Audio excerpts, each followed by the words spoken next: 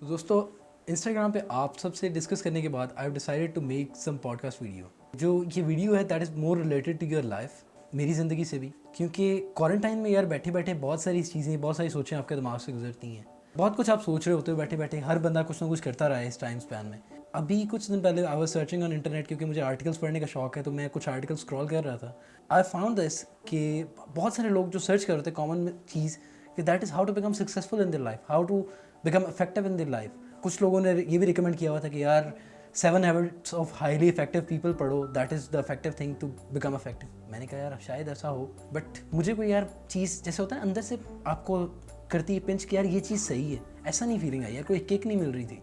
I was trying to figure out to jot out the things कि क्या हो सकता है क्या नहीं हो सकता। गेम सिर्फ इतनी सी थी उसमें, जो मैंने चीज़ देखी कि हम लोग हमेशा फोकस करते हैं इवन चीज़ों पर, कि लाइफ में हर चीज़ इवन होनी चाहिए, एकदम बिंदास सेट हुई हुई। हम लोग हमेशा ऑड्स को इग्नोर करते हैं कि यार ऑड नहीं होना चाहिए लाइफ में, ऑड चीज़ नहीं, यार ये ऑड है, इसको pick the odd one out, इसको बाहर कर दो।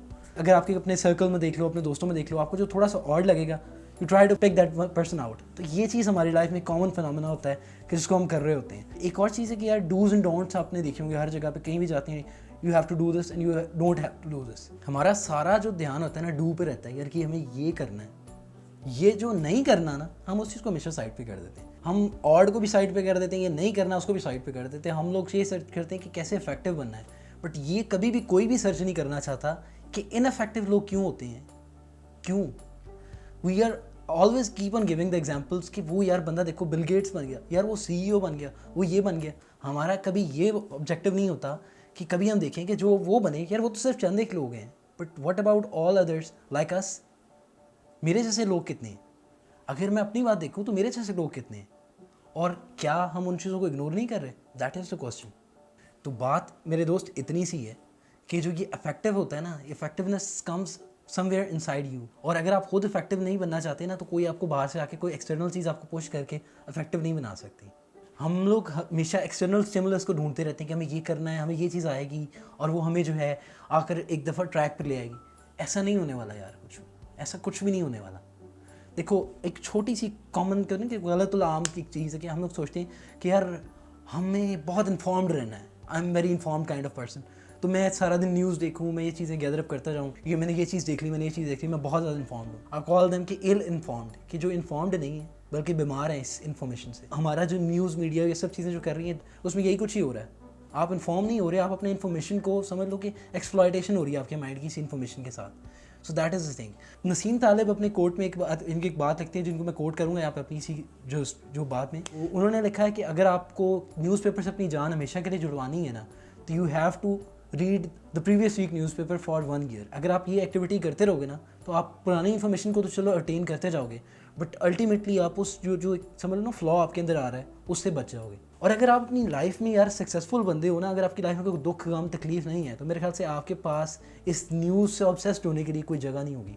हर एक बंदे की लाइफ में कुछ ना कुछ इमोशंस होती हैं, क्योंकि हम लोग इंसान हैं, तो emotion and feeling these are attached with us. एक छोटी सी बात कि हर बंदे के साथ अपनी लाइफ में एक सैड स्टोरी है, कहीं ना कहीं आपको ज़िंदगी में बड़ी तकलीफ पहुंची होगी, कोई ऐसा पॉइंट होगा जहाँ पे आपको फील होगा यार कि ये जो चीज़ थी ना दैट पिंच मी, और अभी भी आप उस नॉस्टैल्जिया में चले जाते होगे कभी कभी। तो ये जो चीज़ है ना यार, ये हर एक के साथ है। अब इस चीज़ को देखकर आप दूसरों से इन्फ्लुएंस होना शुरू कर दो। हम अपनी लाइफ में सोचते हैं कि यार हम इंस्पायर्ड हैं, हम इससे इंस्पायर्ड हैं।